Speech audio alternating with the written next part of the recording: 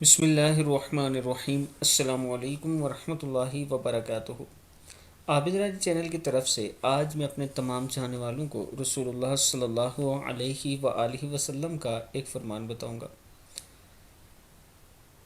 حضرت ابو ہریرہ رضی اللہ تعالیٰ عنہ فرماتے ہیں کہ رسول اللہ صلی اللہ علیہ وآلہ وسلم نے ارشاد فرمایا، جو اللہ اور یوم آخرت پر ایمان رکھتا ہو اسے چاہیے کہ مہمان کی عزت کرے، رشتہ داروں کے ساتھ حسن سلوک کرے اور بلائی کی بات کرے یا پھر خاموش رہے۔